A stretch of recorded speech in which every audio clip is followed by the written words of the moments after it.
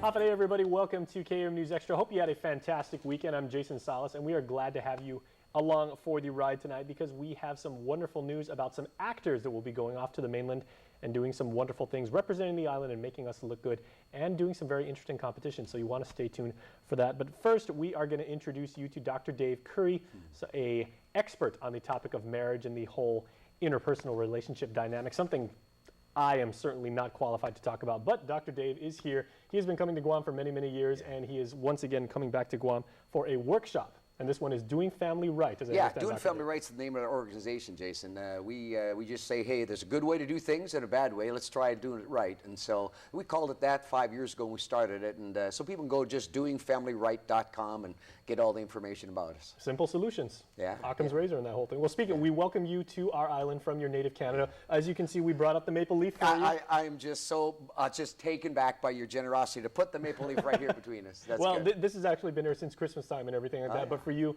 a special treat. Yeah, it is. It's good. And certainly what you are returning to our island community is your knowledge of relationships pertinent specifically to marriage. Yeah, marriage and family. We're doing a parenting thing on Friday night here on the island. Okay. Just all about what we call technological warfare. How to help parents deal with this whole internet thing, cell phone, iPads, and just all the stuff that comes at us, comes so quick. And most parents aren't up to speed on how to, when to give a kid a cell phone, how to control it, what kind of software to put on, and all that. So we're going to cover all that Friday night. Now, I'm old enough to remember that a big controversy from parents and parental groups when I was a kid was they said, Jason's generation, they spend too much time watching TV. They play too many video games. They're listening to music too much. Yeah.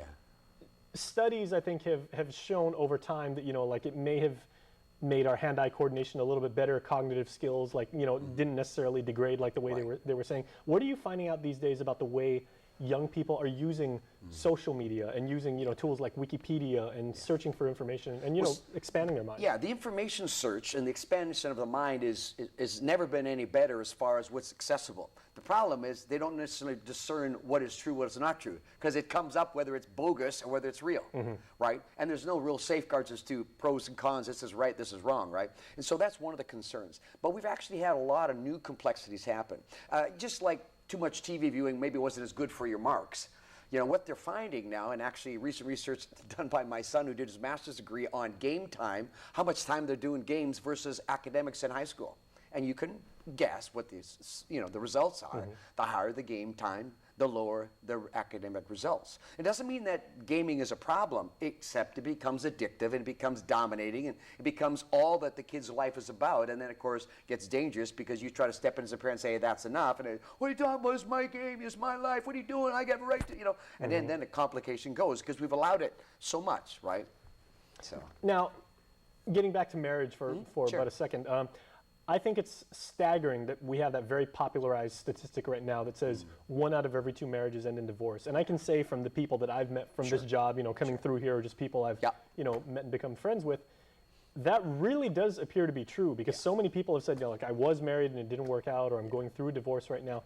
Is that stat accurate? Well, first of all, with you, I've been using that 1 out of 2 marriages ends in divorce for at least 10 years. So that's kind of the notion. Just some recent findings are showing that it may be only 1 in 3 marriages, not 1 in 2. I mean, putting the number at 27, 28% is some of the recent research. So it's not as abysmal as we thought. It's still difficult when you think even, 1 out of 4 marriages, 1 to 3 marriages ends up blowing up. It means it's kind of not good, but 50-50 chance of making it always was kind of discouraging.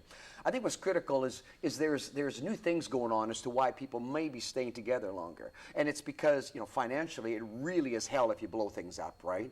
We always know the kids, kind of bind the couple together. They stay together for the kids.